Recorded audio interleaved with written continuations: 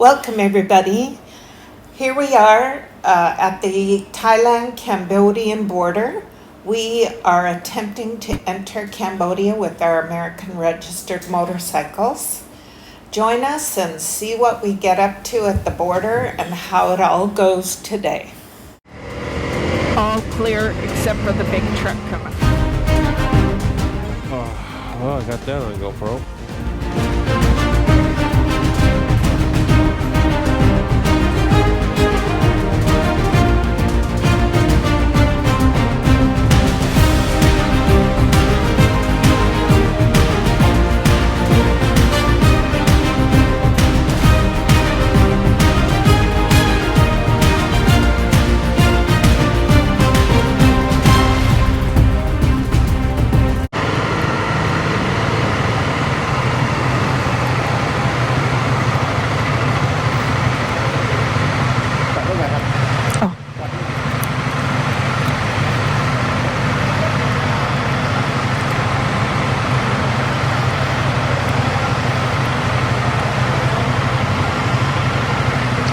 Should sit back there, buddy, to tell us.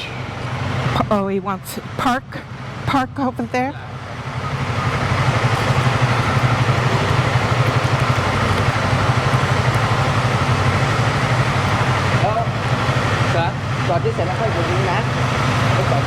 Yep.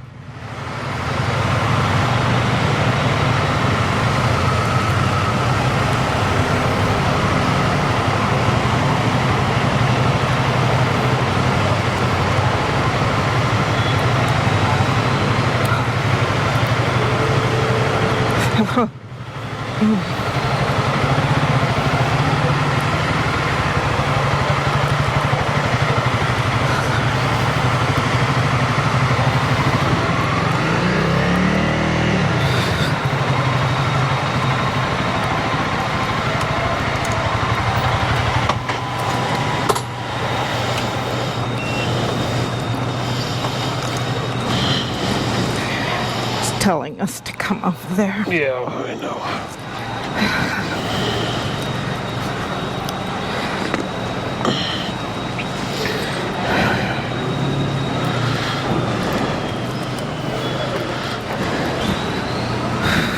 Don't forget to take your key with you. Yeah, got it. I'm gonna leave my coat. Me too.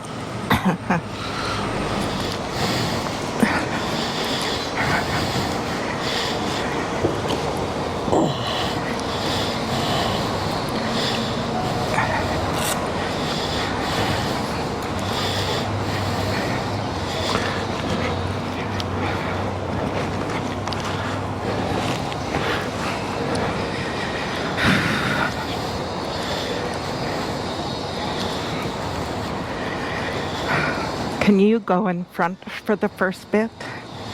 Sure. Make sure I'm on track for the driving on the right side.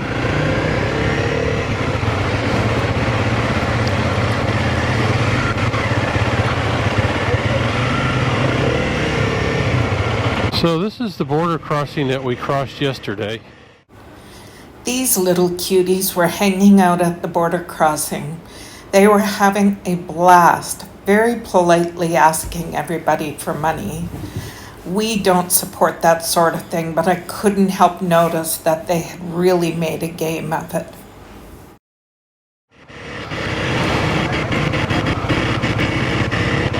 Popet. And I've got to tell you that I have never been treated so well at a border crossing. These guys on the Cambodian side, or excuse me, on the Thailand side, saw we were melting.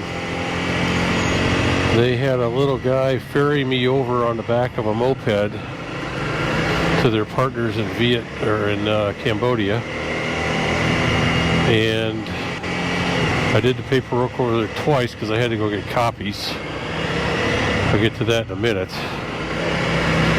But they provided us with cold bottles of water And they even bought us lunch. We offered to give them some fruit we had bought that we were going to eat for lunch, and they wouldn't take it. Of course, we couldn't carry it on the motorcycle, so I think they gave it to the lunch lady. They wanted to make sure there was no improprieties as far as payoffs go. They were very concerned about that, understandably.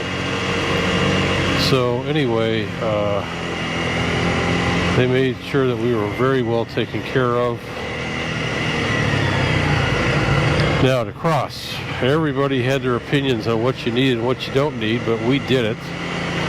So I'll tell you what we needed. We didn't need US dollars. Everybody said, oh, you got to have US dollars to pay for your visa. No, you don't. They didn't even ask us for US dollars. They asked us for Thai baht, That's which we on had the Cambodia side. on the Cambodia side for the visa. So the American dollar needing thing was total BS. But what we did need is 2 copies each of our international driver's license for both sides. We needed 2 copies each for the motorcycle registration, not the title. They didn't care about the title. They cared about the Washington State registration because it had the license plate number on there and the title didn't show it. They wanted 2 copies of our passports, individually copied, not together, because we had made a bunch of copies of them together. Nope, that wasn't what they wanted. They wanted my passport on one piece of paper and Kathy's passport on another piece of paper.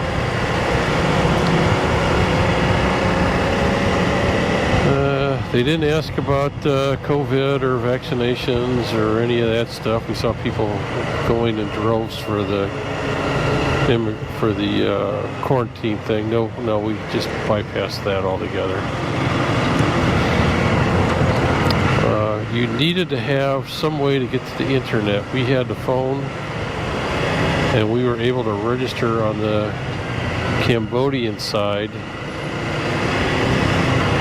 for a number that we needed to get the process going, which just basically involves setting up username and password, and that's the only site it's ever going to be used on, so it wasn't very sophisticated, believe me.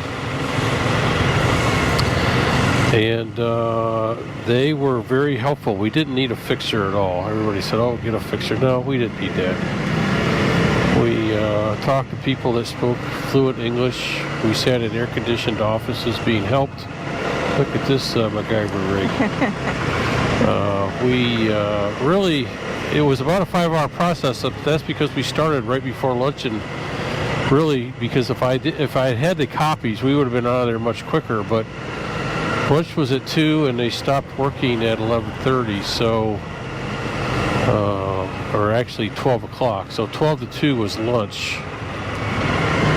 So we had to see the sign up here for 5, honey? Yeah, I see it also for Siem Reap on 6. Yeah. So that's, we're going the right way. Yeah, we want that. We want to go straight. Because 5 turns into 6. Yes. So we would have been through much quicker, but as it was, it took us overall about 5 hours to do it.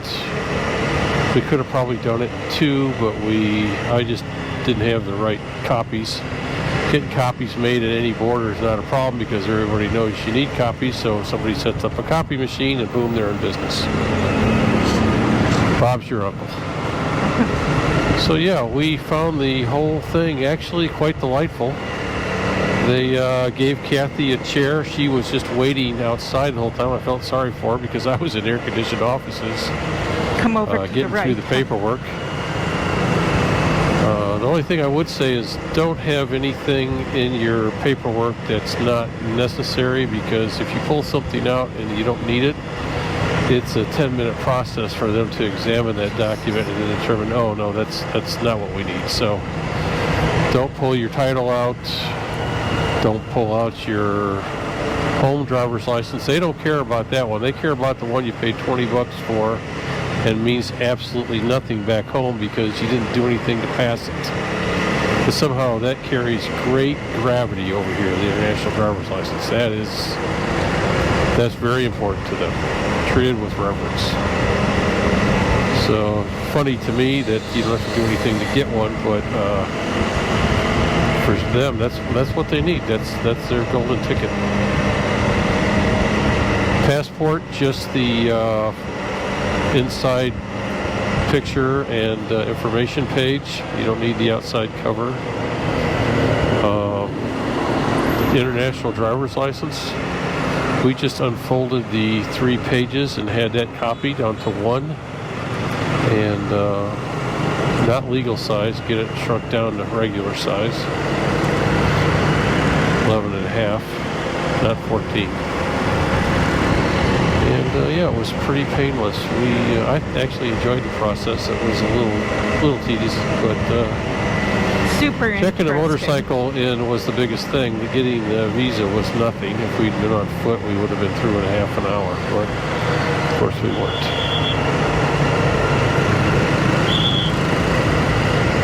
All right, well, enjoy the trip today. We're on our way to Angkor Wat, Siem Reap Town. You want to talk about the internet and Oh, so Not we the- stayed at a casino right over the border, as you could see. What was the name of that? Palace Hotel? Hotel? Is that what we decided? Yeah. And the Palace Hotel advertised they had internet, but that's not actually true. There was Not zero internet in the room, and down in the lobby it was poor. Not only So- that, we can't bring up directions on maps. With our SIM card for some reason that we bought, which is an electronic Asian SIM card. It's supposed to work everywhere, and for some reason or other it doesn't work here. It's gotten quite dusty. I don't think they've had a rain in a while. Well, they must have, because there's water on the side of the road, but the road, even though it's paved, is quite dusty. You can probably see it on the camera, perhaps. And chaotic. Everybody's been very friendly. How much was the room? $60. So More we paid than we $60 for the usually room. pay. It was worth $25. Breakfast was included. They had a choice of 6 things on a menu. We thought it was a buffet, but we went to the buffet, it was all empty, and what was up there was wrapped in plastic. So finally the hostess showed up and gave us a menu, and we picked from that what we wanted for breakfast. Weirdly, that they only hand you one menu here, so you got to kind of share. Last night we went to a sports bar. We just walked through the streets until we found it. We ate a little bit of street food, which was delicious, and made it to the sports bar. The guy is probably struggling. He had one air conditioner and a fan on right where we were sitting. The rest of the place was more uncomfortable than where we were sitting, I'm sure. He had 3 guys standing around our table to answer our every need. They were so nice, you could They tell. were very nice, very polite, nice. and the guy even offered to pay for our tuk-tuk ride back to the hotel, which was totally unexpected. We asked him to hail us a tuk-tuk. He goes, "No, I just drive you back. It's my pleasure. Free." And I thought, wow. But what turns out, he actually owns the tuk-tuk that's sitting out front, and it's a service he provides. So I guess if you want to eat there, you could call him, and he'd come get you too, I would imagine. We were the only ones in there. It's kind of tucked off. It's not near any of the casinos. I'm not sure if you were here visiting, unless you were adventurous, you would find it. We saw the old tuk-tuks that were here last time, which was a motorcycle with a car hitch on the back towing a trailer, are all gone, at least here. And they've all been converted to a factory-built, like a fiberglass shell type thing, natural gas system. It's cheaper than gasoline. They have fueling places all over, and I think it's for air pollution. Is why they switched over, I'm almost positive. And there were probably... So tuk-tuk trying to get by on the right. Was there 100 of those tuk-tuks there last night, babe? Oh, easily. Easily 100. So here's a little video of a tuk-tuk I found. He's got a vinyl roof on his. Some of them are hard white plastic, but he's got a little more dressed up look to his. Nicely done. And as it turns out, now that we've been to Siem Reap, the old ones are all over the place and used to. And actually more enjoyable to ride in because they don't have the front windshield like he does. So the air passes through the entire tuk-tuk instead of trying to get a little bit from the sides. A lot of the operators installed fans. Well, we hope you've enjoyed the ride. And as always, if you think what we're doing is worthwhile, please consider subscribing. Part 2 of the video is our ride continued on to Siem Reap. This one was more based on information at the border. Hope it's helpful if you're overlanding like we are. Of course, this video was made in April of 2023. Thanks. Hope you watch the second phase, phase 2, travel to Siem Reap.